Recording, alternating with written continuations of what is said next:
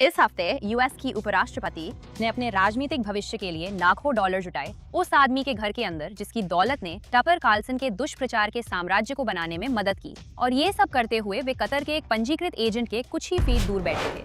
Access of truth में आपका फिर से स्वागत है। मैं एमिली शेडर हूँ और 19 अगस्त को उपराष्ट्रपति जे.डी. वॉन्स ने पाकिस्तानी ईरानी व्यवसायी ओमिन मलाक के साउथहैम्पटन स्थित घर में एक फंडरेजर आयोजित किया। इसने लगभग 35 लोगों से आरएनसी के लिए $5 मिलियन से अधिक जुटाए, जिनकी सीटों की कीमत $2.5 लाख तक थी। लेकिन ये पहली बार नहीं है जब वांस ने मलाक से पैसे लिए हैं। मलाक ने 2024 में भी वांस के लिए हैम्पटन्स में एक फंडरेजर आयोजित किया था। और मलाक सिर्फ एक दाता नहीं है, वह 1789 कैपिटल के अध्यक्ष भी हैं, जिसे उन्होंने रेबेका मर्सर और क्रिस बुस्केर के साथ मिलकर स्थापित किया था। और बाद में इसमें डोनाल्ड ट्रंप जूनियर भी शामिल हुए, एक साझेदार के रूप में, जिसने 2023 में टकर कार्लसन की मीडिया कंपनी शुरू करने के लिए $15 मिलियन का निवेश भी किया था। उस निवेश के तुरंत बाद टकर कार्लसन के शो के साथ ये हुआ। न्याय विभाग के साथ दायर की गई फैरा रिकॉर्ड से पता चलता है कि न्यूमिनेट एडवाइजर्स नामक एक फर्म को वॉशिंगटन में कतर दूतावास द्वारा कतर के लिए मीडिया में उपस्थिति की व्यवस्था करने के लिए हर महीने $1,80,000 का भुगतान किया गया था।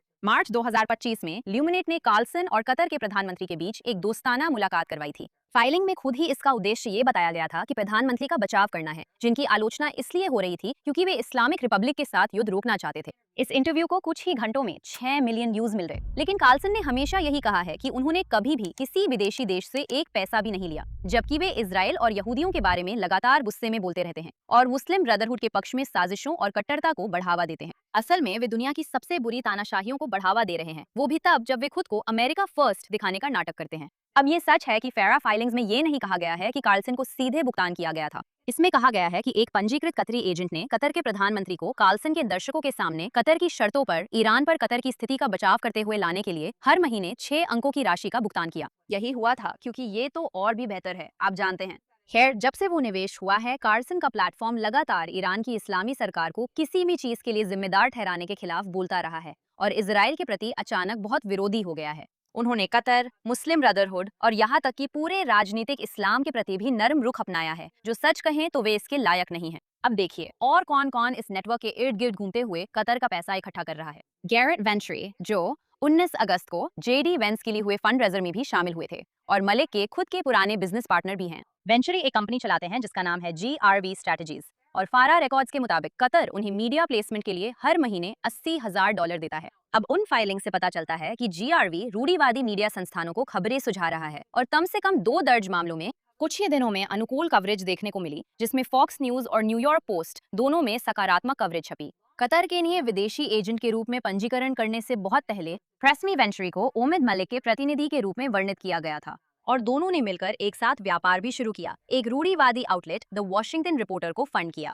अब वेंचरी ने उस आउटलेट से, जो उनका और मलिक का खुद का आउटलेट था, तब ही दूरी बनाई जब उन्होंने कतर के एजेंट के रूप में रजिस्टर किया और इसका कारण स्पष्ट हितों का टकराव बताया। फिर भी वह इस हफ्ते मलिक के घर में आयोजित फंडरेजर में लगभग 35 लोगों में से एक थे, जो उस व्यक्ति के लिए था जो 2028 में राष्ट्रपति पद के लिए रिपब्लिकन पार्टी का उम्मीदवार बनने की कोशिश कर रहा है। हालांकि ये सिर्फ एक फंडरेजर से कहीं ज्यादा गहरा है। क्रिस बुस्कर, जो पिछले हफ्ते वेंस इवेंट के एक और होस्ट थे, उन्होंने भी जेडी के साथ रॉकब्रिज नेटवर्क की सह स्थापना की थी। इस नेटवर्क को प्रमुख दाताओं का समर्थन प्राप्त है, जिनमें मालिक और पीटर थियल भी शामिल हैं। यही दाता संरचना है जिसने सबसे पहले वेंस के राजनीतिक करियर को बनाने में मदद की थी। अब मलिक ने सिर्फ मीडिया और फंड रेजिंग तक ही खुद को सीमित नहीं रखा, उन्होंने एग्जीक्यूटिव ब्रांच भी बनाई, जो एक निजी वॉशिंगटन क्लब है जो अमीर सदस्यों को वरिष्ठ ट्रंप अधिकारियों तक असल में पहुंच बेचता है, जिसे उन्होंने डोनाल्ड ट्रंप जूनियर के साथ मिलकर स्थापित किया। Steve and Alex Witkoff and Chris Buskirk. तो वही व्यक्ति जिसने टकर कार्लसन के प्लेटफॉर्म को फाइनेंस करने में मदद की, वही जे.डी. वेंस के उदय के पीछे दाता नेटवर्क का सह संस्थापक भी है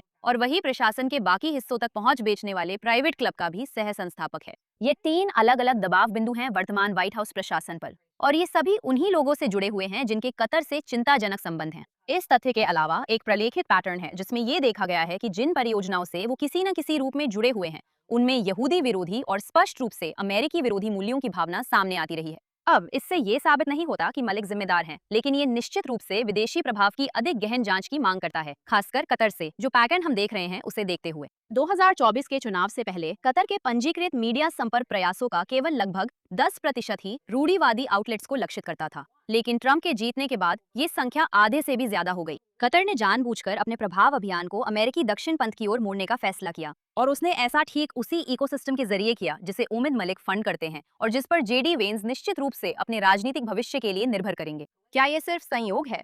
ये भूलना मुश्किल है कि मलिक भी दोहा फोरम में बार बार भाग ले चुके हैं, हाल ही में नील पटेल के साथ, जो टकर कार्लसन नेटवर्क के मुख्य कार्यकारी अधिकारी हैं, और पूर्व इस्लामिक शासन के विदेश मंत्री जलाल जरीफ, और यहाँ तक कि इस्लामी गणराज्य के एरन बॉयड त्रिता पारसी के साथ भी। अब ये तथ्य कि ये वही नाम बार बार कतरी सरकारी हलकों में सामने आते हैं जो खुलेआम मुस्लिम ब्रदरहुड के हितों को आगे बढ़ाते हैं, ये किसी भी अमेरिकी के लिए चिंता का विषय होना चाहिए, क्योंकि कतर कोई दोस्ताना राजशाही नहीं है जिसमें बस थोड़ी बहुत खामियां हों। ये एक दमनकारी मुस्लिम ब्रदरहुड तानाशाही है जो अमेरिका के मूल्यों को साझा नहीं करती। ये एक ऐसा देश है जिस पर आधुनिक दासता चलाने का आरोप लगाया गया है, जहां असहमति को बेरहमी से सजा दी जाती है, LGBT लोगों को मौत की सजा दी जाती है और आतंकवादियों को बार बार सुरक्षित पनाह मिली है। ये वही देश है जिसने वर्षों तक हमास के नेतृत्व की मेजबानी की थी, और यही सरकार है जिसके पंजीकृत एजेंटों के पास अब उस व्यक्ति तक भुगतान की गई पहुंच है जो अगला रिपब्लिकन राष्ट्रपति पद का उम्मीदवार हो सकता है। आप खुद ही हिसाब लगा लीजिए, व्हाइट हाउस में फैसले लेने के लिए इसका क्या मतलब है। कतर की एक स्पष्ट रणनीतिक रुचि है कि ट्रंप के बाद जो भी रिपब्लिकन पार्टी का नेतृत्व करे, उसके आसपास ऐसे लोग हों जो दोहा के प्रति अनुकूल हों, और वे बिल्कुल इसी तरह काम कर रहे हैं। अजीब बात है कि कार्लसन की अपनी सामग्री ने भी लगभग बिंदु दर बिंदु उसी एजेंडा को दोहराया है, यहाँ तक कि अब इजराइल के लिए इंजील ईसाई समर्थन के प्रति बढ़ती हुई शंका और शत्रुता तक, जो लंबे समय से अमेरिकी समर्थक इजराइल गठबंधन के सबसे मजबूत स्तंभों में से एक रहा है। निश्चित रूप से ये कोई संयोग नहीं है कि कार्लसन जैसे लोग बेतहाशा कोशिश कर रहे हैं कि ईसाइयों और यहूदियों के बीच इजराइल को लेकर दरार डाल दी जाए, और ये संयोग नहीं है, यही तो वो चीज है जिसे कोई विदेशी सरकार जो अमेरिकी जनमत को बदलना चाहती है कि पैदा किया जाए। तो मैं यहाँ बैठकर आपको ये नहीं कहने वाली कि उमिद मलिकी कतरी एजेंट हैं या ईरानी या पाकिस्तानी हैं, क्योंकि सबूत ऐसा साबित नहीं करते, लेकिन मैं ये सवाल सीधे तौर पर पूछूंगी। जब उस व्यक्ति ने जिसने कार्लसन के प्लेटफॉर्म को फंड करने में मदद की, उपराष्ट्रपति के पीछे डोनर नेटवर्क की भी सह स्थापना की थी, जिन्होंने बाकी प्रशासन के लिए भी पहुंच का नेटवर्क बनाया था, जो ईरानी अधिकारियों के साथ पैनल में भी बैठते हैं और एक कतरी सरकारी फोरम में भी शामिल होते हैं, और जिनके कारोबारी संबंध भी एक ऐसे व्यक्ति से हैं जो अब कतर की पेरोल पर है। क्या आप सच में मानती हैं कि ये सब सिर्फ इत्तेफाक है, अभी जो कुछ हमने बताया है उसके आधार पर? क्या इस बात को लेकर गंभीर चिंता नहीं होनी चाहिए कि हम कतर की एक बड़ी मुहिम का हिस्सा देख रहे हैं जो अमेरिकी विदेश नीति को उस गठबंधन के अंदर से कमजोर करने की कोशिश कर रही है जिसे सच में अमेरिका को प्राथमिकता देनी चाहिए?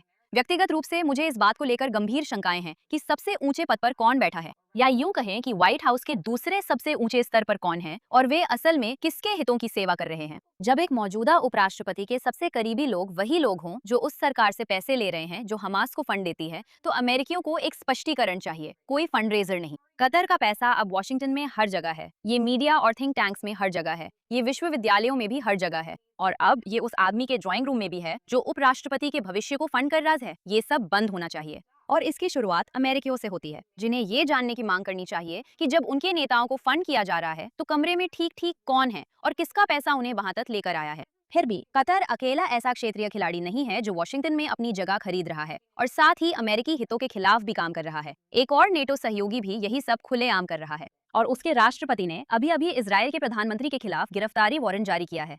चलिए तुर्की के बारे में बात करते हैं। इस हफ्ते एक नेटो देश तुर्की के राष्ट्रपति ने इंटरपोल से इजराइल के प्रधानमंत्री को नरसंहार के आरोप में गिरफ्तार करने के लिए कहा, जबकि उनके अपने देश ने अब तक अर्मेनियाई नरसंहार की जिम्मेदारी नहीं ली है, और इसके अलावा वो उसी आतंकवादी समूह के नेतृत्व को अपने यहाँ रखता है जिसने 7 अक्टूबर को यहूदियों के खिलाफ नरसंहार करने की कोशिश की थी। इस बीच अंकारा में बैठे अमेरिकी राजदूत टॉम बैरक ने पिछले हफ्ते सार्वजनिक रूप से उनका साथ दिया है। शुक्रवार को तुर्की के न्याय मंत्री ने घोषणा की कि अंकारा इंटरपोल से बेंजामिन नेतन्याहू की गिरफ्तारी के लिए रेड नोटिस मांग रहा है, जो गाजा युद्ध में नरसंहार के आरोप में तुर्की द्वारा पहले ही 37 इजरायली अधिकारियों के खिलाफ जारी किए गए गिरफ्तारी वारंट पर आधारित है। अब जाहिर है इन सबका टर्की से कोई लेना देना नहीं है, लेकिन इससे एर्दोआन को अपनी इस्लामी खिलाफत की कल्पनाओं को आगे बढ़ाने से कोई नहीं रोक पाया है। जवाब में नेतन्याहू के कार्यालय ने एर्दोआन को एक यहूदी विरोधी तानाशाह कहा है, जिसने कुर्दों का नरसंहार किया है, हमास के आतंकवादियों को शरण दी है और साइप्रस के आधे हिस्से पर कब्जा किया हुआ है, और जो पत्रकार और राजनेता उनका विरोध करते हैं उन्हें रिकॉर्ड संख्या में जेल में डालता है, और वे सही हैं। ये एक ऐसा देश है जिसने कभी भी अर्मेनियाई लोगों के खिलाफ अपने ही नरसंहार की जिम्मेदारी नहीं ली, और जिसे एक ऐसे व्यक्ति द्वारा चलाया जा रहा है जिसकी अपनी प्रमुख राजनीतिक प्रतिद्वंदी जेल में बैठी है। इस बीच वो उस देश के खिलाफ नरसंहार के आरोप लगा रहा है जो खुद को उन असली नरसंहार करने वाले आतंकवादियों से बचा रहा है जिन्हें तुर्की संरक्षण देता है। इस हफ्ते तनाव और बढ़ गया जब आईडीएफ ने सीरिया में एक खाली बेस पर हमला किया जिसमें तुर्की सैन्य रूप से विस्तार करने की कोशिश कर रहा है और जिसके खिलाफ इजराइल ने स्पष्ट रूप से चेतावनी दी है और कहा है कि वे इसे बिल्कुल भी अनुमति नहीं देंगे। खुफिया जानकारी मिलने के बाद कि तुर्की वहां अपनी सेना तैनात करने की योजना बना रहा है, उस एयरबेस पर हमला किया गया। इजराइल के रक्षा मंत्री इजराइल काज ने कहा कि आईडीएफ ने हमले से पहले वरिष्ठ सीरियाई अधिकारियों को चेतावनी दी थी और उन्हें पीछे हटने का मौका दिया था, और जब उस चेतावनी का कोई जवाब नहीं मिला तभी प्रधानमंत्री और रक्षा मंत्री ने इस अभियान को मंजूरी दी। एक संप्रभु राष्ट्र द्वारा अपनी सीमा पर किसी दुश्मन विदेशी सेना को जमने से रोकना आक्रामकता नहीं है, ये आत्मसंरक्षण का न्यूनतम मानक है और धरती पर कोई भी देश यही करेगा। इसके अलावा नेटो में ऐसा कुछ भी नहीं है जो तुर्की को इजराइल को धमकी देने का अधिकार देता हो, खासकर किसी अन्य संप्रभु राष्ट्र की विदेशी भूमि पर जो नेटो का सदस्य नहीं है, जैसे कि सीरिया।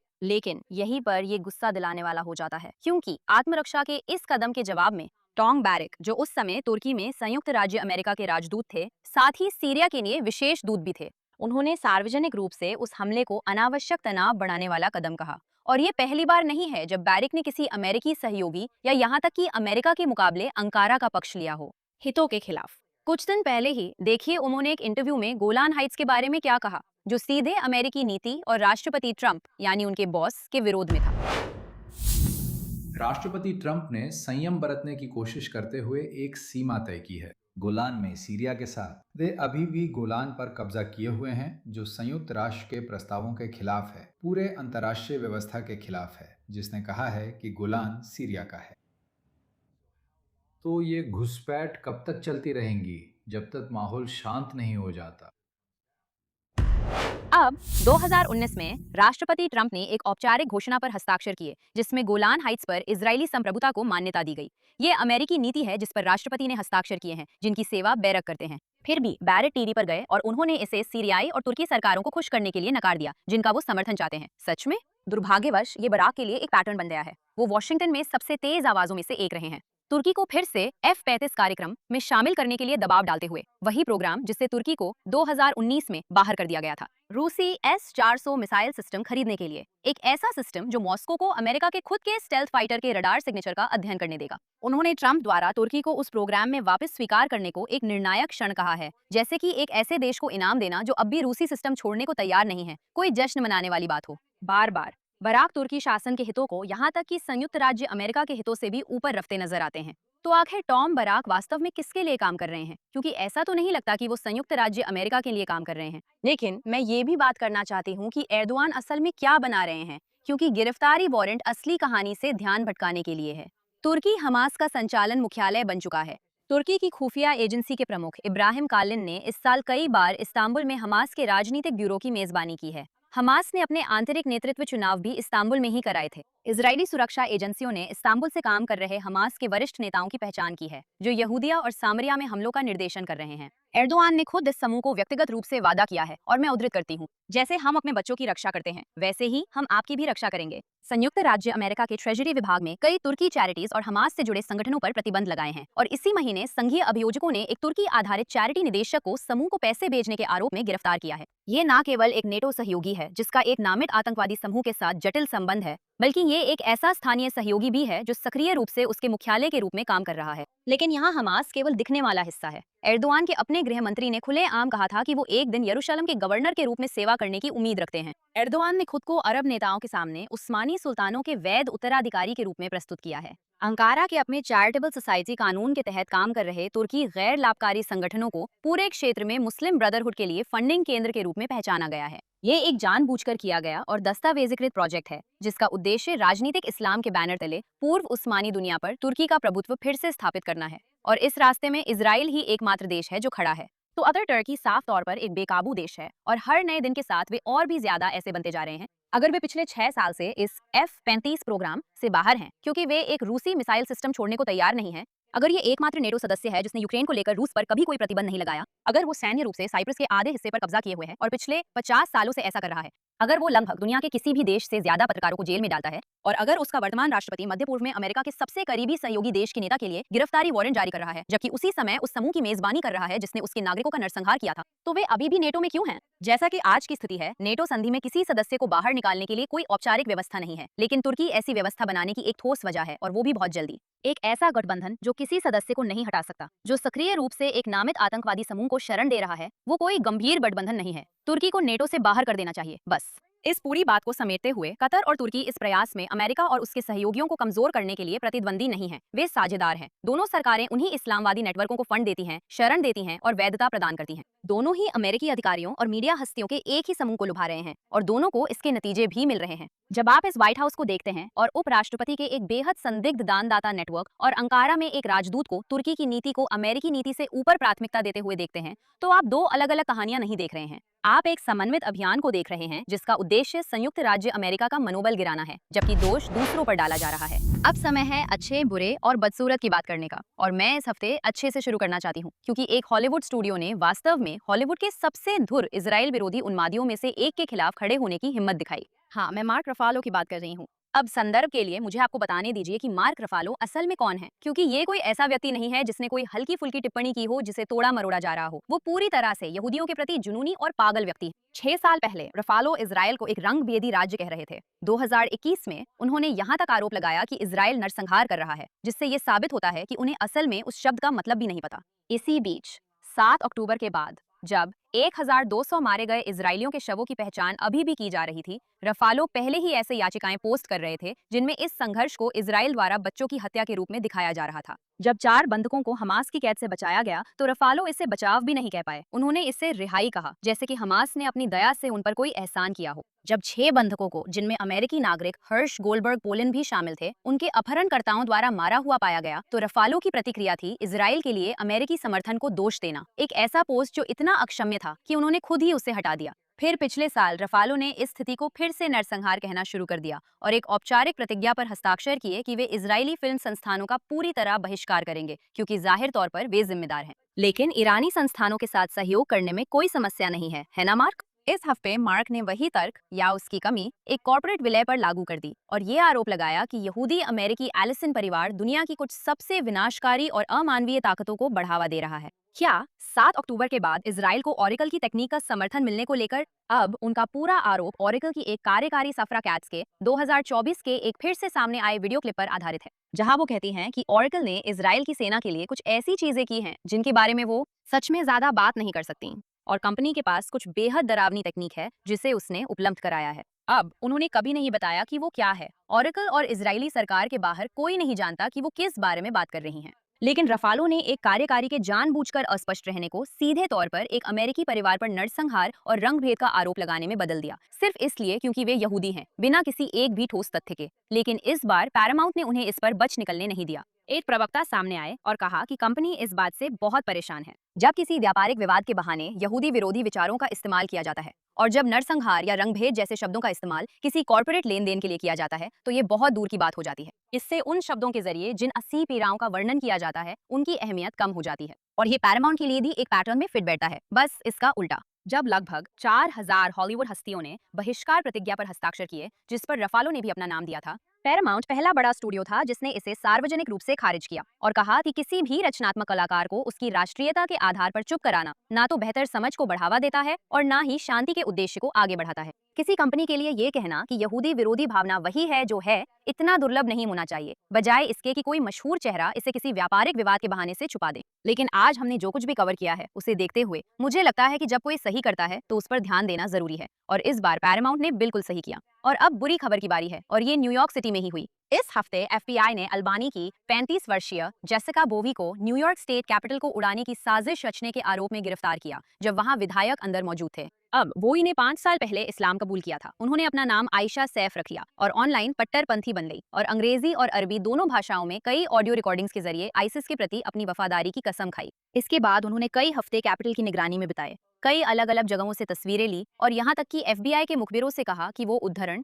इमारत का जितना हिस्सा संभव हो सके नष्ट करना चाहती हैं, और जब सत्र चल रहा हो तब सेनेटरों को मारना चाहती हैं। उन्होंने बंक को फूड डिलीवरी के रूप में छुपाने की बात की, हार्डवेयर स्टोर से सामान खरीदा, और यहाँ तक कि अल्बानी सिटी हॉल पर भी विचार किया। लेकिन आखिरकार उन्होंने अपने ही शब्दों में कहा कि राज्य की राजधानी बेहतर निशाना है। अभियोजकों का कहना है कि उन्होंने इसके बाद सीरिया में आईसिस के कब्जे वाले इलाके में भागने की योजना बनाई थी, फिर न्यू ईयर ईव पर टाइम्स स्क्वायर पर हमला करने और अंत में खुद व्हाइट हाउस पर हमला करने की योजना बनाई थी। जैसे ही उन्होंने उस चीज को अपने कब्जे में लिया जिसे वो असली विस्फोटक उपकरण मान रही थी, उन्हें गिरफ्तार कर लिया गया और अब उन्हें 20 साल तक की जेल हो सकती है। ये निश्चित रूप से भयानक है, लेकिन इसके नतीजे और भी डरावने हैं। जांचकर्ताओं ने कहा कि बोवी ने खुद को एक छोटी लड़की के रूप में बताया जो 11 सितंबर के बाद अमेरिकी झंडा लहराती थी, लेकिन बाद में जश्न मनाने के लिए गिरते हुए टावरों के स्टिकर लगाने लगी। ये एक अमेरिकी नागरिक हैं जो अमेरिका में पैदा हुई और पली बड़ी और जो अपने ही राज्य की विधानसभा में हत्याकांड करने के लिए तैयार थी, उस कारण के लिए जो हजारों मील दूर शुरू हुआ था। और वो अकेली ऐसी नहीं है।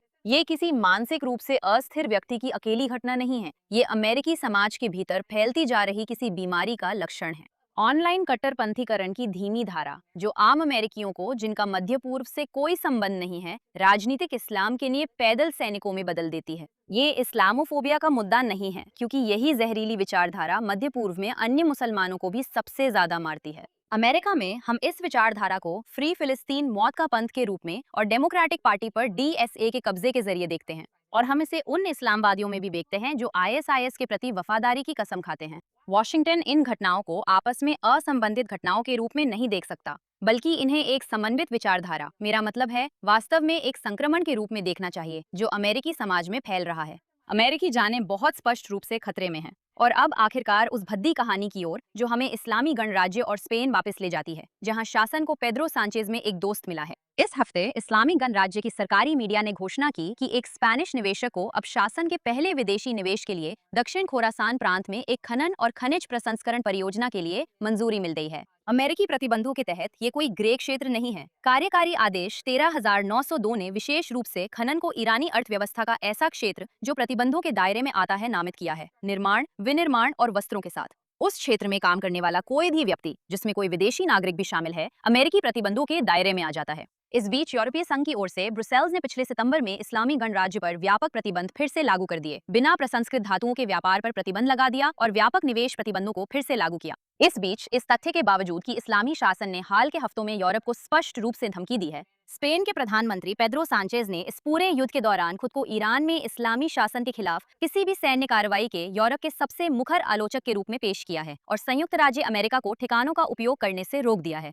स्पेन के राजदूत को इजराइल से वापस बुलाया और शासन के खिलाफ अभियान को अवैध और क्रूर बताया। मजेदार बात है कि ईरानी प्रदर्शनकारियों की दसियों हजार लोगों की सामूहिक हत्या की क्रूरता और अवैधता पर उनके पास कहने के लिए कुछ नहीं है ना पेड्रो? खैर, स्पेन के अपने ही व्यापार मंत्रालय के आंकड़ों के अनुसार उनकी सरकार ने सिर्फ 2024 और 2025 की पहली छमाही में ही इस्लामी गणराज्य को $1.5 मिलियन से ज्यादा की दोहरे उपयोग वाली निर्यात को मंजूरी दी, जिसमें डेटोनेटर, विस्फोटक और मिसाइल व ड्रोन निर्माण के लिए उपयुक्त हाई प्रिसीजन मशीन टूल्स शामिल हैं, जिसमें से लगभग 70% सीधे राज्य से जुड़ी कंपनियों को गया।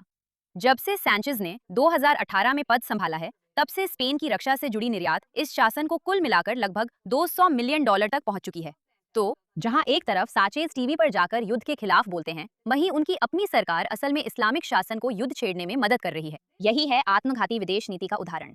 आप युद्ध के खिलाफ नैतिक ऊंचाई का दावा नहीं कर सकते जब आप उसी शासन को मिसाइल के पुर्जे सप्लाई कर रहे हैं जिसने युद्ध शुरू किया। और ये कोई तटस्थ सरकार नहीं है जिसे सांचेज समर्थन दे रहे हैं। ये वही इस्लामी शासन है जिसने सिर्फ इस साल ही दसियों हजार प्रदर्शनकारियों का कत्ल किया है और अब भी जिन लोगों को गिरफ्तार किया है उन्हें लगभग हर दिन फांसी दे रहा है। एक यूरोपीय संघ के सदस्य देश का चुपचाप और प्रभावी रूप से उस शासन के सैन्य औद्योगिक तंत्र को हथियार देना जो अपने ही लोगों के खिलाफ जनसंहार कर रहा है, जब वही सदस्य देश दुनिया को मानवाधिकारों पर उपदेश देता है, तो ये उन सिद्धांतों के साथ विश्वासघात है जिन पर यूरोपीय संघ के बनने का दावा किया जाता है। अगर ब्रसेल्स वास्तव में उन प्रतिबंधों में विश्वास करता है जिन्हें उसने फिर से लागू किया है, तो उसे सबसे पहले ये पूछना चाहिए कि उसके अपने सदस्य देशों में से एक ही उन्हें क्यों तोड़ रहा है। शायद स्पेन अगला देश है जिस पर प्रतिबंध लगाए जाने की जरूरत है। इस हफ्ते के लिए बस इतना ही। अगर आप इजराइल या ईरान से जुड़ी वे खबरें जानना चाहते हैं जिन्हें बाकी मीडिया नहीं दिखाता, तो मुझे एक्स और इंस्टाग्राम पर जरूर फॉलो करें। लिंक नीचे दिए गए हैं। मैं एमिली शेरर हूँ और ये था एक्सेस ऑफ ट्रूथ। अगले हफ्ते फिर मिलेंगे।